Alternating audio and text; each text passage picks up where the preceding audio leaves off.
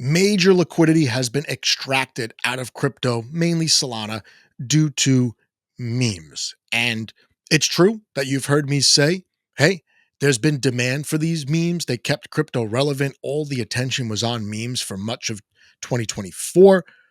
But is this long-term negative for crypto?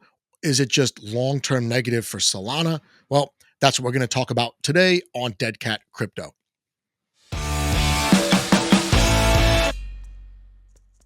It's been fun times on Solana in 2024. I did not directly get involved in meme tokens. I don't like them. I don't think they're a net positive for the space, but in the short term, medium term for Solana, they've been absolutely great. And yes, I'm being a little bit insensitive to the 99% of participants who got absolutely slaughtered. And you could see here, tweet by Larry, the engineer. He's saying that more than $3.6 billion were extracted talking about memes. Between trading bots and apps, $1 billion. It's a drop in the bucket. Pump.fun over 400 million. They're not necessarily talking about Pump.fun founders. I know the app itself has generated tens of millions in fees. I'm sure that went to the team, and why not? They built the app. Then there's MEV, Trump insiders, about $1 billion, other insiders, and then the AMMs, which really got almost nothing out of hosting all the volume here, relatively speaking. But these are the numbers and these are the sources in the tweet. I'll link it, and we'll be able to verify if we need to. Really interesting tweet here by Benjamin Cohen. Very level-headed market analysis he gives on his Twitter. Definitely a good follow. He's saying Pump.fun launched here, which was what? Like January of 2024. And then it looks like the Sol token has been range bound since. And this is against Bitcoin. So although Sol seemed to have been gaining on lots of altcoins, against Bitcoin, it's basically even. So if you faded the whole meme coin narrative and kept your money in Bitcoin, you did all right for yourself and you took way less risk than the geniuses who were participating in meme token trading. And who would have thought meme token trading would have been bad for retail? I don't know who would have thought that throughout 2024 and said it repeatedly on their channel, that there's like a 99% chance of getting absolutely smoked when you participate in these launches. There's no such thing as a fair launch when you don't know who's getting allocations at the start or who's launching the damn thing. Probably the worst thing for memes is when celebrities get involved. I wasn't a big fan of the Trump token. I did feel like I missed out, so there was some FOMO there. That was on a Friday night, and usually on Fridays, I turn my phone off.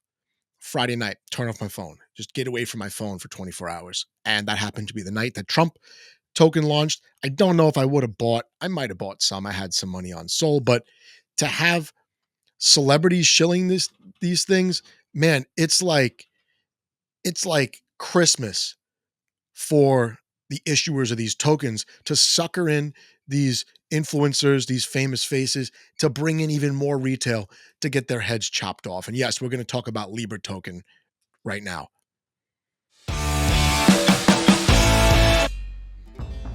And before we even talk about LIBRA, let me just plant the seed here that nobody wants to hear.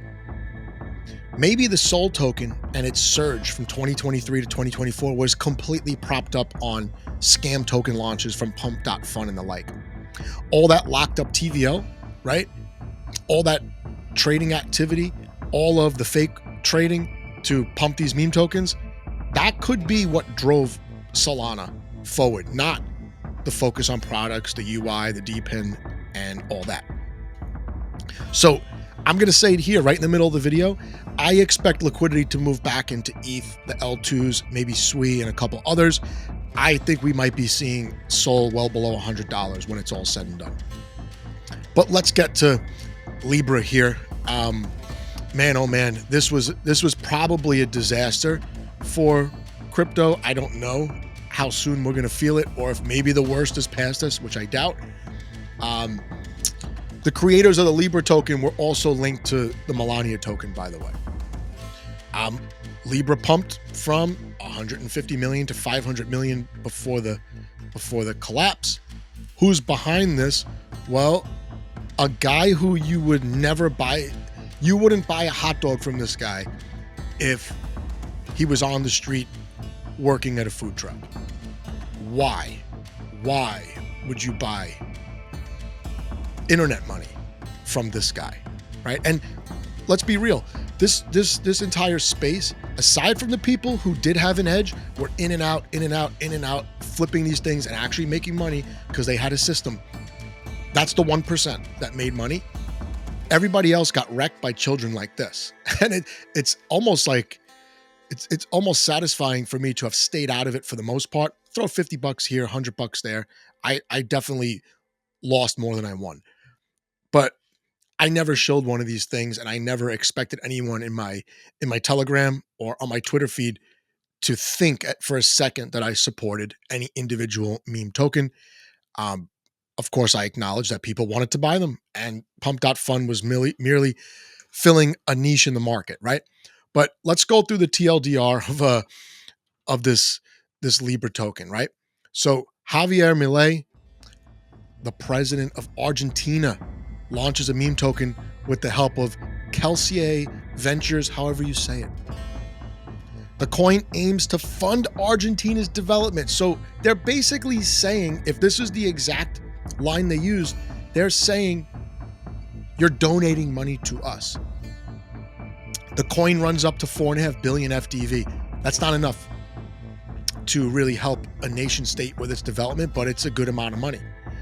And it launched with a single-sided LP, and then liquidity gradually was removed at higher prices. Yeah, that's how I would have done it too. If you're launching a meme token for some kind of charity or to state we are using this to fund something else, that's exactly how I would do it. I would fill the liquidity pool with a shit token and say, hey, give me your USDC, give me your SOL, give me your ETH, and you're physically exchanging it in the AMM. You're giving, let's say, a stable coin for a coin that was just minted a few hours before, maybe a few minutes before, and you have no idea where the whole supply is, right? You know it's not in the liquidity pool. But let's keep going.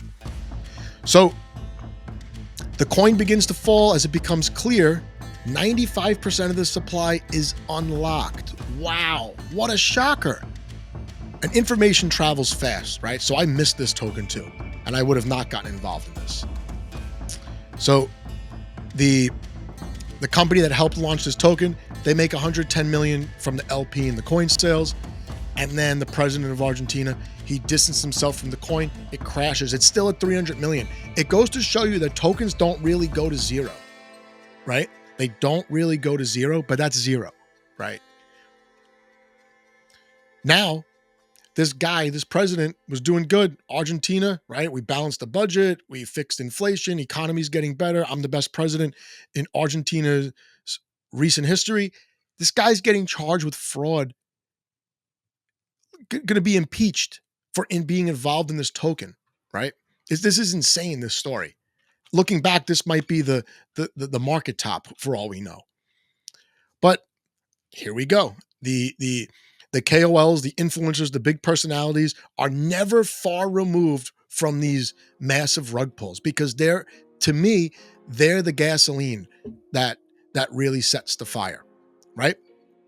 And it says here there were several that knew the launch was coming.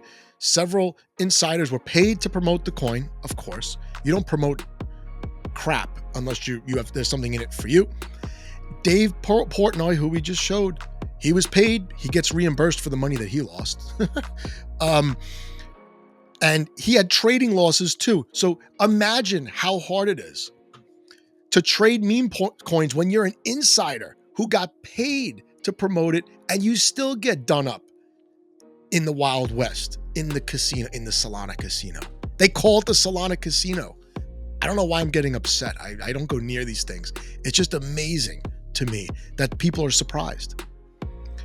They listed some influencers. They disclosed some influencers on the website, yada, yada, yada. And then, of course, there were rumors with others that were involved. All this stuff is on chain. I'm sure it's not that hard, really, to track transactions back to centralized exchanges and then or other off-ramps, right? So the Kelsier Ventures founder goes on a podcast to talk about this and possibly incriminates himself to make things worse. He's an American that lives in America. So if there was ever a place not to be involved in a huge billion-dollar public scam and be doxxed, it's to be in the United States. So, man, oh man, he admits to sniping some of the supply. There's a massive team allocation. He says he was involved in the Melania token and other recent pump and dumps. Why would you admit this? I don't know. But anyway, I don't even want to waste my time on more meme token stuff. Yeah, maybe if I paid close attention to it and checked my phone every 15 minutes in 2024, maybe I would have done a 5,000x on a meme token. Okay? But more than likely, I would have lost my money 5,000 times before I hit that 5,000x. That's really what it comes down to, right? And I manage my risk. I mean, I play poker. I know how to manage a bankroll. I know what's involved. I know what expected value is, right? I stayed away from these. I'm happy I did. I'm happy you did too. And let's hope this is not the end of Solana as we know it. But also don't be surprised when we see Solana trading at $80, $85 while the bull market is still in full swing. See you later.